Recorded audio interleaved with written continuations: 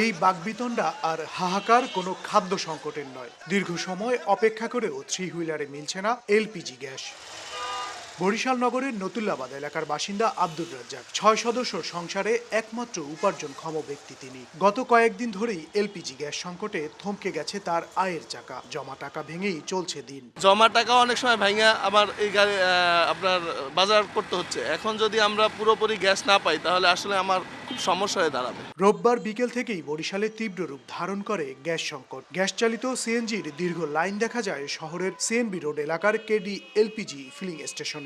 চালকরা বলছেন দীর্ঘ সময় লাইনে দাঁড়িয়েও চাহিদা অনুযায়ী মিলছে না গ্যাস, ফলে বন্ধ হওয়ার উপক্রম আয়ের পথ। গ্যাস তো কোথাও নাই, আমি 2 ঘন্টা খারাইছি, এই 2 ঘন্টা দাঁড়াই গ্যাস পাইছি। আমরা আজকে 4 দিন যাবত একটানা ভোগ দিয়ে আছি। বরিশালে কোনো জায়গায় কোনো গ্যাস নাই। সিরিয়ালে মনে করেন এ ঠেলে ও ঠেলে মানে সবাই লইবে গ্যাস, 400 টাকার উপরে গ্যাস দিতে আসে না। এদিকে আমদানি কম থাকায় এই সংকট তৈরি হয়েছে বলে দাবি ফিলিং স্টেশন কর্তৃপক্ষের। তবে তদন্ত করে ব্যবস্থা নেওয়ার আশ্বাস জেলা প্রশাসকের। গ্যাস পাই না ঠিক মতো, অনেকদিন পরে পরে গ্যাস আমাদের কাছে আসে। প্রায় আজকে আমরা 4 দিন পরে গ্যাস পাইছি। এরা যদি কেউ নিজেরা যদি সমস্যা ক্রিয়েট করে, এরকম যদি বিয়ে হয়, তাহলে আমরা ব্যবস্থা নিব। কোনো একজন ম্যাজিস্ট্রেটকে দায়িত্ব দিব এটা চেক করে দেখতে। তাহলে যদি দেখা যায় যে এদের কোনো কারসাজি আছে, তাহলে ব্যবস্থা নিবে। তথ্য বলছে গ্যাস সংকট তীব্র হলে বরিশালের প্রায় 50,000-এর বেশি মানুষ কর্মহীন হয়ে পড়বে। মেহেদী হাসান বাপ্পি, সময় সংবাদ, বরিশাল।